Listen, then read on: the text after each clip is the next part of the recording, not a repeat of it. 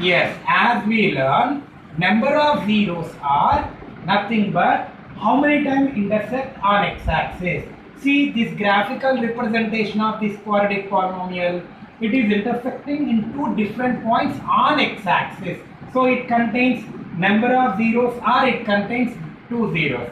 If you observe this graph, 1, 2, 3, 4. This graphical representation of this polynomial intersecting four different points. So it contains four zeros. So number of zeros for this polynomial are 4.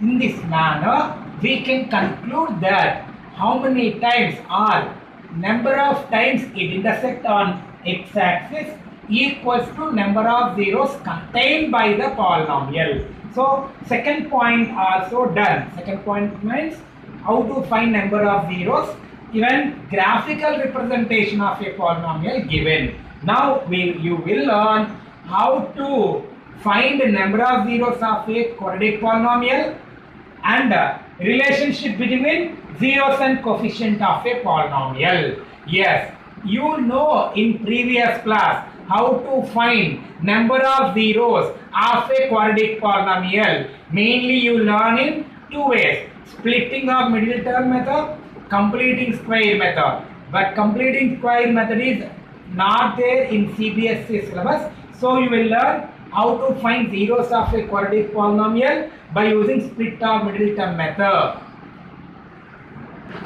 Students, to find the number of zeros when graphical representation given, you have exercise 1.2.1, page number 28. Please complete the problems which you have in exercise 2.1, page number 28. Now you people learn how to find relationship between zeros and coefficient of a quadratic polynomial. As you learn in previous class, to find zeros of a quadratic polynomial by using split of middle term method. Now we will find by using split of middle term method, and we will check the relationship between coefficient of a quadratic polynomial as well cubic polynomial. First we will learn about how to find the relationship between, verify relationship between zeros and coefficient of a quadratic polynomial. For example, one problem is given that 3x squared. Let me take one quadratic polynomial, that is 3x squared. Example 1, 3x squared plus 5x minus 2. It is a quadratic polynomial. Given quadratic polynomial, as we know, the standard form of a quadratic polynomial is ax squared plus bx plus c. So when we compare with standard form, their coefficient of x squared nothing but a, coefficient of x nothing but b, constant term is nothing but c. So when we compare with standard form of quadratic polynomial, a is 3, b is 5 and c is minus 2. So now by using this coefficient of this quadratic polynomial and how to we can relate with zeros of quadratic polynomial, we will see. As you learn, sum of zeros of a quadratic polynomial defined as minus b by a, and product of polynomial is defined as c by a. This is sum of zeros. Formula to find sum of zeros. It is formula to find product of zeros.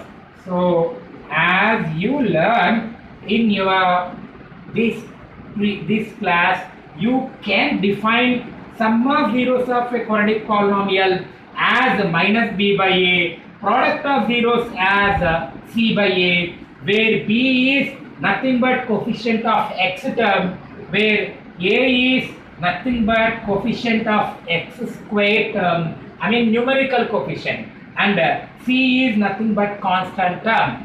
Then from this we can conclude that sum of zeros of this quadratic polynomial is minus, as we know, b value 5 and a value 3. This is sum of zeros, and product of zeros is defined as c by a, that is nothing but minus 2 by 3. As we know, c is minus 2, a is 3. Now we found sum of zeros, product of zeros by using formula, that is minus b by a, c by a. Now you will find zeros of this quadratic polynomial by using splitting of middle term method, and we will verify that whether this relationship is true or not. Yes, as you learned in previous class, apply split of middle term method, that is 5. The given polynomial let v take as 3x squared plus 5x minus 2 is equal to 0. To find zeros, let v take equals to 0, the given quadratic polynomial, after apply split of middle term method which you learned in previous class. Once again I will give briefly. First, find the product of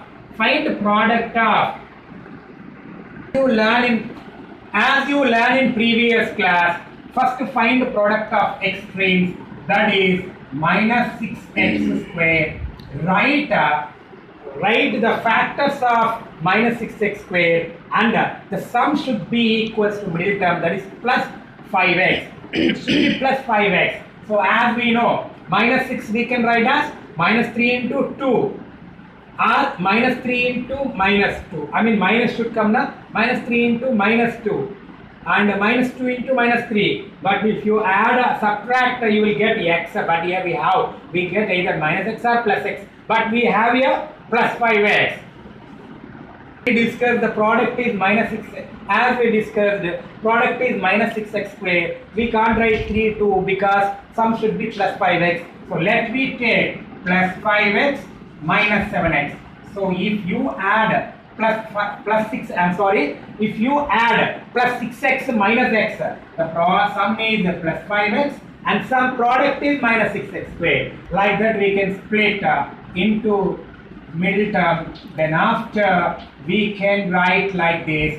So from this to factorize 3x, as we know, we can write 3x of x plus 2. Again here should get x plus 2 to factorize. So minus x minus 1 we can factorize.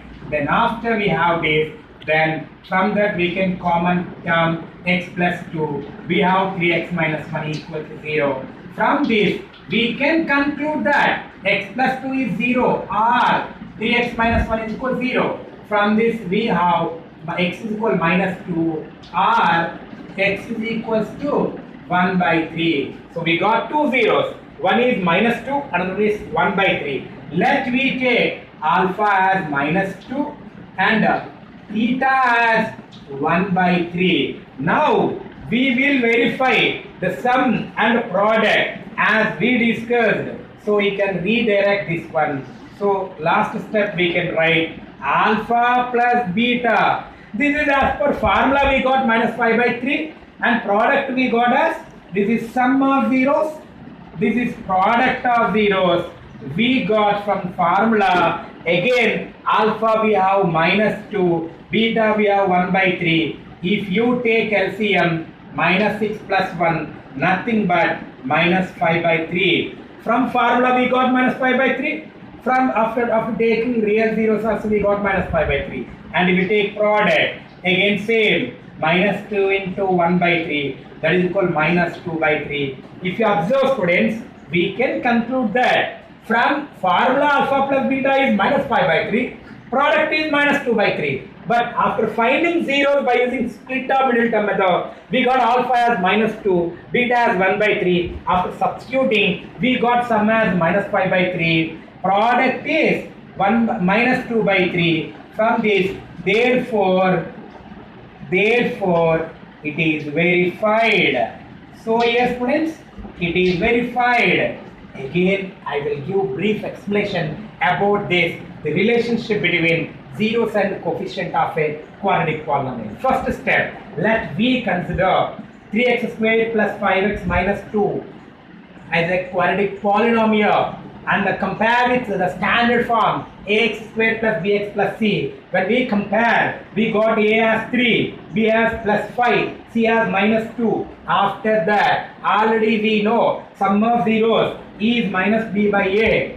B means here coefficient of x term, a means coefficient of x squared term in the given quadratic polynomial. Product of zeros is defined as c by a, where c is constant term, a is coefficient of x squared term. By applying this formula, we got alpha plus beta, nothing but sum of the zeros as minus 5 by 3, and product of zeros as minus 2 by 3. Now we will compare or verify by finding its zeros by using split term middle term method. After that, we got alpha value as minus 2, beta value as 1 by 3. Substitute, we got product sum as minus 5 by 3 and product as minus 2 by 3. So here both are same. So hence verified, therefore verified. So each and every step of this problem is very important, students. If you get 2 or 3 marks this problem, if you don't write this conclude statement, you will lose marks proportionally. And note down everything in your classwork. After coming back to school, you should submit to me. Yes, so here we discussed the relationship between zeros and coefficient of a quadratic polynomial. But when sum of zeros and product of zeros are given, we can find a quadratic polynomial.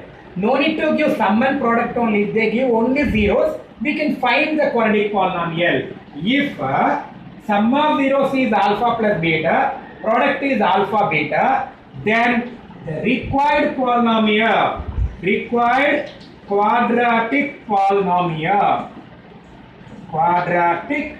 polynomial is x squared minus alpha plus beta x plus alpha beta. Students, once again I am repeating. If sum of zeros is given alpha plus beta, product of zeros are given alpha into beta, then required quadratic polynomial will be in the form of x squared minus alpha plus beta within the bracket x plus alpha beta. Some example problems I will teach you. No need to give always sum and product. If they give zeros also, we can find alpha plus beta and alpha into beta. We can find the required quadratic polynomial. For example, in a quadratic polynomial, if sum of zeros, if sum of zeros is given alpha plus beta is given 3 and the product of a quadratic polynomial is given as minus 1 by 7. Find a quadratic polynomial. Find a quadratic polynomial or required quadratic polynomial. How to find quadratic polynomial when sum and product of zeros are given?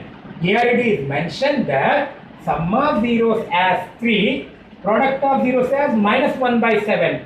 As we discussed just now, the standard form of required polynomial. So required polynomial will be in the form of polynomial is x squared minus alpha plus beta x plus alpha beta. So now we will substitute the given sum and product of quadratic polynomial in this given form. So let v minus x square minus alpha plus beta value how much, friends? 3x plus product is given minus 1 by 7. Put this in the form. Then after, students, x square minus 3x minus 1 by 7 we got. Then after we can simplify. Take LCM as 7. Then we can write 7x square minus 21x minus 1. So finally factorize 1 by 7.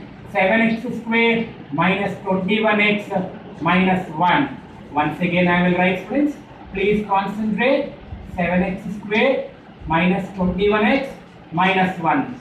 This is the required polynomial. Therefore, required quadratic polynomial. Required quadratic polynomial is equals to 7x square minus 21x minus 1. This is the required quadratic polynomial. Once again I will explain. Please concentrate and go through this explanation part. Again I am saying, when sum of the zeros alpha plus beta, some value given, it may be sometime in variables, it may be in constant terms, whatever may be, and product is given alpha beta, alpha into beta, then the form of required quadratic polynomial is x square minus alpha plus beta x plus alpha beta. Then one example we will discuss. If sum of zeros is given, that is alpha plus beta is given 3, and product of zeros alpha beta, that is minus 1 by 7, then find required quadratic polynomial or find the quadratic polynomial. So to find the quadratic polynomial, we know already standard form of a required quadratic polynomial, when sum of zeros and product of zeros is given, that is x square minus alpha plus beta x plus alpha beta, alpha into beta. We know alpha plus beta is 3, substitute, plus alpha into beta is minus 1 by 7, substitute. In the place of alpha plus beta, substitute 3. In the place of alpha into beta, substitute minus 1 by 7. After substituting, we got x square minus 3x minus 1 by 7. So 7 LCM, take LCM. So as we know here, no number is there. So we can write directly 7 into x squared, 7x squared minus 21x minus 1. As you learn in earlier classes, you learn how to take when we take one LCM term, and we can simplify this one. After 1 by 7 factorized. So required polynomial is 7x squared minus 21x minus 1. So this is the required quadratic polynomial.